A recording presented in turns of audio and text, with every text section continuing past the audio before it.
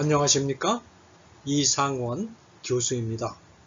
오늘은 평신도를 위한 신학 강의 22번째 시간, 기독론 7번째 마지막 시간입니다.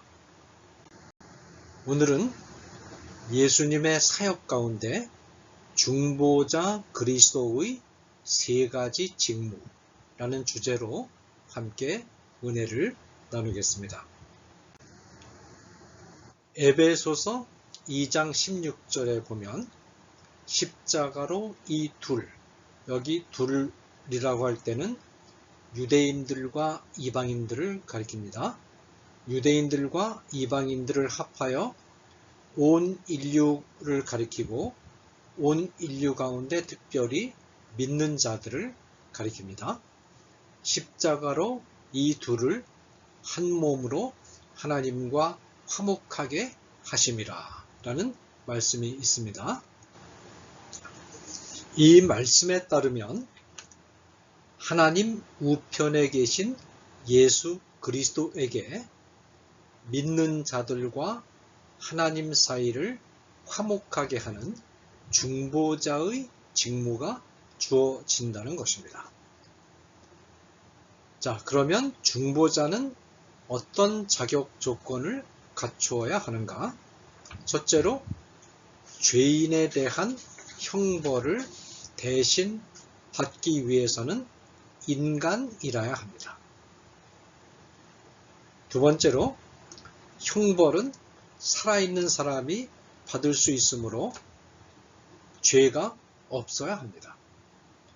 따라서 왜냐하면 죄로 죽은 자, 죄는 죄의 삭은 사망이다. 그래서 죄를 범한 자는 죽은 자이죠. 죽은 자에게는 형벌이 무의미합니다. 산 자이기 위해서는 죄가 없어야 된다. 인간은 인간이 돼 무죄한 인간이라야 한다는 것입니다. 셋째로 온 인류가 범한 천문학적인 규모의 형벌을 받아내기 위해서는 하나님이셔야만 됩니다. 이런 조건을 갖춘 신인은 예수 그리스도 한 분뿐입니다. 따라서 디모데전서 2장 5절은 하나님은 한 분이시요 또 하나님과 사람 사이에 중보자도 한 분이시니 곧 사람이신 그리스도 예수라 이렇게 말씀하고 있습니다. 중보자의 직무는 세 가지로 요약이 됩니다. 첫 번째는 사람들에게 죄가 무엇이며 왜 죄인인가를 가르쳐야 됩니다. 이 직무는 선지자의 직무입니다. 둘째로 우리의 구원을 위하여 자신이 흘린 피를 가지고 성부 하나님께 나아가 간청해야 됩니다. 이 직무는 대제사장의 직무입니다. 셋째로 죄인의 구원을 위하여 힘을 행사하여 사탄과 사망의 권세를 깨뜨려야 됩니다. 이 직무는 왕의 직무입니다. 그래서 중보자의 직무는 선지자의 직무, 대제사장의 직무, 그리고 왕의 직무, 이 세 가지로 정리가 됩니다. 자, 그러면 먼저 선지자직에 대해서 예수 그리스도 중보자 그리스도의 선지자직에 대해서 선지자는 구약에서는 하나님의 말씀을 대언하는 자를 의미하는 나비, 하나님으로부터 환상을 받는 자를 의미하는 로에와 코제흐, 신약에서는 하나님이 보내신 사자를 의미하는 프로페테스로 표현이 됩니다. 선지자는 자기 말을 하는 자가 아니라 하나님으로부터 위탁받은 말씀을 하는 자입니다. 이처럼 예수님도 자신의 말이 아닌 아버지의 말을 전하셨죠. 그래서 요한복음 14장 24절에 너희가 듣는 말은 내 말이 아니요 나를 보내신 아버지의 말씀이니라 라는 표현이 있습니다. 그리고 또 자기의 뜻을 행하는 것이 아니라 아버지의 뜻을 행하십니다. 그래서 요한복음 5장 19절에 보면 아들이 아버지가 하시는 일을 보지 않고는 아무것도 스스로 할 수 없나니 아버지께서 행하시는 그것을 아들도 그와 같이 행하느니라. 그런 말씀이 있어요. 자, 그 다음에 제사장직. 제사장은 구약의 코헨, 다른 사람을 관리하는 자라는 의미를 가진 코헨, 신약에서 하나님께 봉사하는 자라는 의미를 가진 히에로스로 표현되었고, 기본적인 의미는 다른 사람을 대신해서 하나님의 일에 봉사하는 자를 뜻합니다. 선지자가 하나님을 대신하여 인간에게 말하는 자라면, 제사장은 인간을 위하여 하나님께 말하는 자입니다. 자, 그런데 대제사장직은 아론 계통의 대제사장과 멜기세덱 계통의 대제사장직으로 구성이 됩니다. 먼저 아론 계통의 대제사장직이란, 아론 계통이란 무엇이냐? 예수님이 십자가 위에서 단번에 완성하시는 속죄의 제사를 예표하는 것이 아론 계통입니다. 따라서 히브리서 5장 2절에 보면 대제사장은 사람을 위하여 예물과 속죄하는 제사를 드리게 하나니 라고 라는 말씀이 있죠. 이 본문은 대제사장의 직무를 예물과 속죄하는 제사를 드리는 것으로 규정하고 있는데, 이 직무가 아론 계통의 대제사장의 직무입니다. 그 다음에 멜기세덱 계통은 그리스도의 대리적 속죄 사역을 근거로 해서 영원히 지속되는 중재적 대원 사역을 예표합니다. 히브리서 7장 25절에 그가, 즉 중보자이신 그리스도가 항상 살아계셔서 그들을 위하여 간구하심이라 라는 말씀이 있습니다. 이 본문은 중보자이신 그리스도께서 그들, 즉 성도들을 위해서 지속적으로 간구하는 것을 대제사장의 직무로 규정하고 있는데, 이 직무가 멜기세덱 계통의 대제사장의 직무입니다. 자, 그래서 이 대제사장의 직무는 아론 계통의 직무와 멜기세덱 계통의 직무. 아론 계통은 속죄의 제사를 집행하는 것으로서 단번에 그리스도께서 완성하시고 반복되지 않죠. 그러나 성도들을 위해서 항상 간구하시는 대제사장의 멜기세덱 계통의 직무는 반복해서 종말이 날까지 계속 진행이 된다라는 것입니다. 자, 제사의 첫 번째 목적. 제사의 첫 번째 목적은 속죄의 사역입니다. 이것은 아론 계통의 대제사장의 사역이죠. 자, 그런데 제사의 목적에 대해서 다양한 이론들이 등장했습니다. 첫째는 선물설이라는 게 있어요.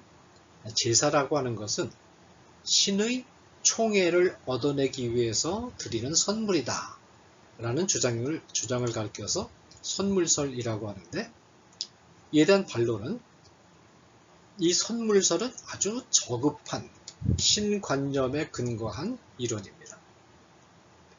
선물이 왜 잡아 죽인 동물이어야 하는가를 설명하지 못합니다.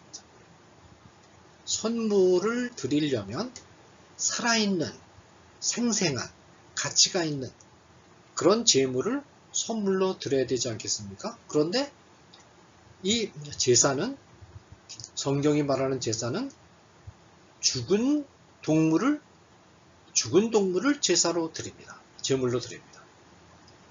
이것은 선물이 되기 어렵지 않겠습니까? 둘째로 성례적 교제설이라는 게 있습니다. 이 성례적 교제설은 제사 동물을 죽인 후에 고기를 먹으면 신성에 참여한다라는 주장을 가리킵니다. 반론은 구약의 제사에는 신과의 교제가 전혀 없었습니다. 신과 하나님과 대화한다든지 그런 실질적인 교제가 전혀 없었습니다. 숭배설이라는 게 있습니다. 이것은 제사는 신을 숭배하는 행위다라는 것인데, 반론은 구약의 제사는 신을 숭배하는, 하나님을 숭배하는 행위는 아닙니다. 그 다음에 생명상징설이라는 게 있습니다. 인간 대신에 동물의 생명을 드리는 것을 신이 허용했다라고 주장하는 이론인데, 반론은 생명을 드린다고 하면서 왜 동물을 죽여야 되는가, 그 이유를 설명하지 못합니다. 그 다음에 속죄설이라는 게 있어요. 동물은 제물을 드리는 자를 대신하여 죽는 것으로서 그 목적은 제물을 드리는 자의 죄를 대속하기 위한 것이다 라고 주장하는 것이 속죄설인데, 이 속죄설이 구약의 제사의 성격을 가장 잘 설명해 줍니다. 우리 기독교 신학에서는 속죄설을, 제사의 목적을 설명하는 이론으로서 속죄설을 채택한다 라는 것입니다. 그 다음에 제사의 기원은, 성경에 제시된 제사의 기원은 어디서부터 볼 것인가? 명시적인 언명은 없지만 아벨의 제사에서 동물을 죽인 피의 제사에 대한 기록이 나오는 것으로 볼 때 태초부터 이미 동물 제사가 시작되었음을 알 수가 있습니다. 그리고 특별히 에덴 동산에서 아담과 하와가 쫓겨나기 전에 가죽옷을 지어 입혔는데, 그때도 아담과 하와에게 가죽옷을 지어 하나님이 입히시기 위해서 동물을 죽여야 됐죠. 이 동물을 죽여서 가죽옷을 지어 입히시는 이 하나님의 조치가 동물 제사를 예표한다라고 해석할 수 있습니다. 자, 그 다음에 동물 제사가 상징하는 것과 예표하는 것이 뭐냐? 동물 제사는 대리속죄를 상징합니다. 제사를 드린다고 하는 것은 인간이 죄를 범했는데, 인간이 범한 죄에 대해서 인간이 형벌을 받지 않고 동물이 형벌을 받고 죽는 것. 그러니까 대리속죄죠. 레위기 1장 4절에 그는 번제물의 머리에 안수할지니 그를 위하여 속죄가 될 것이라. 그런 말씀이 있죠. 명확하게 대리속죄를 말하고 있습니다. 동물 제사는, 구약시대 때 드렸던 동물 제사는 그리스도의 참된 단번의 제사를 예표합니다. 그리고 그리스도가 오시면 피하게 됩니다. 동물의 피에 근거해서 죄사함을 받는 것이 아니고, 동물의 피가 예표하는 그리스도의 피에 근거해서 죄사함을 받습니다. 그러니까 동물 제사에서 동물이 제물로 대신 죽는 것은 그 자체가 어떤 자동적인 효력을, 대리속죄의 효력을 가지고 있는 것이 아니라 동물 제사가 상징하는, 또 예표하는 그리스도의 죽음이 대리속죄의 효력을 가지고 있다라는 것입니다. 자, 그 다음에 대리속죄가, 주속죄가 왜 필요한가? 하나님은 인자하시지만 죄를 벌하시지 않고 그냥 넘어가는 일은 하나님의 공의의 속성이 허락하지 않습니다. 예를 들어서 출애굽기 34장 7절에 보면 인자를 천대까지 베풀며 악과 과실을 용서하리라. 그러나 벌을 면제하지는 아니하고 자손 3, 4대까지 보응하리라. 하나님이 자신의 공의를 충족시키시면서 인간을 사랑하는 방법으로 선택하신 것이 그리스도를 통한 대리 속죄다라는 거죠. 자, 그 다음에 제사의 두 번째 목적, 이 중재의 사역입니다. 이것은 멜기세덱 계통의 대제사장의 사역을 가리킵니다. 히브리서 6장 20절은 예수님이 멜기세덱의 반차를 따라서 영원히 대제사장이 되셨다고 말합니다. 또 히브리서 7장 3절은 멜기세덱이 아버지도 없고 어머니도 없고 족보도 없고 시작한 날도 없고 생명의 끝도 없어 하나님의 아들과 닮아서 항상 제사장으로 있느니라 라고 말합니다. 이 말은 멜기세덱은 영원한 대제사장이라는 뜻입니다. 멜기세덱이 영원한 대제사장인 것처럼 예수님도 영원히 대제사장이 되어서 영원한 직무를 행하십니다. 즉 성도들을 위한 중보사역, 대언의 사역을 영원히 행하십니다. 아론 계통의 대제사장의 직무인 대리속죄의 사역은 한 번으로 끝납니다. 그러나 멜기세덱 계통의 대제사장 직무는 영원히 계속된다. 이렇게 해서 우리가 중보자 그리스도의 제사장 직무를 아론 계통의 대제사장 직무와 멜기세덱 계통의 대제사장 직무로 이해하는 것이 굉장히 중요합니다. 예수님의 중재 사역은 이제 두 양방향에서 이루어지는데, 첫째는 예수님이 보혜사인 성령을 보내셔서 성도들을 도우십니다. 요한복음 14장 16절에, 둘째는 성부 하나님 앞에서 우리를 위해서 대언하십니다. 요한일서 2장 1절. 그래서 우리가 하는 모든 일은 사실상 언제나 죄의 영향으로 왜곡되어 있습니다. 그런데 예수 그리스도를 통해서 우리가 주님을 위해서 한 모든 일이 다듬어져서 올라가면 성부 하나님께 100% 온전한 일로 보고가 된다는 것입니다. 이것이 예수 그리스도의 중보사역입니다.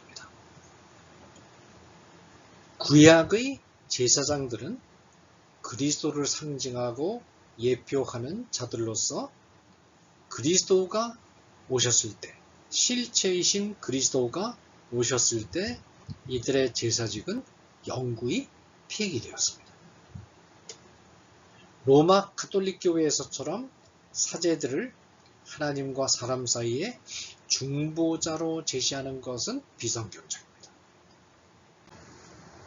신약시대의 복음 전도자들은 하나님과 사람 사이에 중보자가 아니라 하나님의 말씀을 가르치고 그리스도를 도와서 교회를 돌보는 자들일 뿐입니다. 신약시대의 신자들은 그리스도를 통하여 동료 성도들을 기도할 수 있다는 점에서 파생적인 의미에서 제사장, 파생적인 의미에서 멜기세덱 계통의 제사장이라고 부를 수는 있습니다. 그러나 이때도 신자들은 하나님과 인간 사이에 중보자로 서는 것이 아니고 동료 신자들 옆에서 이들을 위하여 기도하는 것뿐입니다. 기도로서 돕는 것뿐이다. 그렇게 인식하는 것이 매우 중요합니다. 그 다음에 세 번째 왕직입니다. 이사야서 9장 6절은 장차 오실 메시아를 평강의 왕으로 소개하고 있고 누가복음 1장 33절도 예수님을 왕으로 소개합니다. 자, 그런데 여기서 아주 중요한 것이 있습니다. 여기서 말하는 왕, 중보자 그리스도를 왕이라고 할 때 그 왕은 삼위일체의 제2위인 성자 하나님이 필연적으로 속해 있으면서 그리고 수행하시는 우주의 창조자이자 선대자로서의 왕, 이것을 신적 왕이라고 하는데 왕을 의미하는 것이 아니라 십자가의 대리 속죄 사역을 완성하셨기 때문에 그 보상으로 주어지는 특별한 왕권이고 신인으로서 행하시는 왕권으로서 교회를 통치하는 중보적 왕권입니다. 그리스도는 구원 계획의 실행을 위하여 천지 만물을 통치하십니다. 중보적 왕권은 영적인 왕권입니다. 영적이라고 하는 이유는 이 왕권이 교회를 대상으로 하며 성도들의 마음과 생활을 대상으로 하기 때문입니다. 자, 그러니까 중보적 왕권이라고 하는 것은 신자들을 대상으로 해서 신자들을 위해서 그리스도께서 특별한 방법으로 행하시는 왕권이다. 그런 점에서 독특성이 있다라는 것이고 신자가 아닌 자들은 중보적 왕권의 혜택에서 벗어납니다. 이런 의미에서 그리스도는 교회의 머리입니다. 그리스도가 만물의 머리가 아니고 교회의 머리입니다. 교회만이 머리에 연결되어 있죠. 교회를 위한 왕권 행사다 라는 것입니다. 그리고 머리라는 말에는 왕이라는 뜻이 들어있습니다. 중보적 왕권은 창세기 3장 15절에서 원시 복음이 선포될 때부터 시작이 되었습니다. 그리고 이 왕권은 성육신 때까지 막으로 가리워져 행사되고 있지만 막으로 가리워져 있었습니다. 그리고 이 왕권은 그리스도의 부활 승천과 더불어 본격적으로 온전하게 행사되기 시작했습니다. 이 왕권의 행사는 재림 때까지 믿음이 있는 성도들에게만 열려 있고 믿음이 없는 자들의 눈에는 가리워져 있습니다. 그리스도는 구원 계획의 성취를 위해서 우주의 사건들을 활용하십니다. 이것이 중보적 왕권 행사입니다. 예를 들어서 당대 최고 법체계를 자랑했던 로마 법정에서 진행된 빌라도의 재판은 인류 구속 사역을 성취하는 도구로 이용이 됐죠. 교회를 위해서 믿는 신자들을 위해서 빌라도의 재판이 신자들을 위한 구속 사역의 도구로 활용이 됐죠. 이것이 바로 중보적 왕권입니다.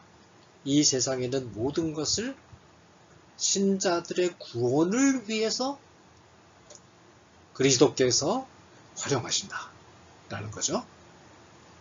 또 로마군 출정을 위해서 세계 정복을 위해서 아피안 대로가 건설이 되었는데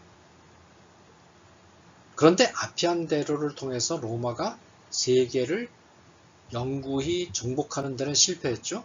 그런데 이 아피안 대로를 로마인들은 로마 제국의 확장을 위해서 아피안 대로를 건설했지만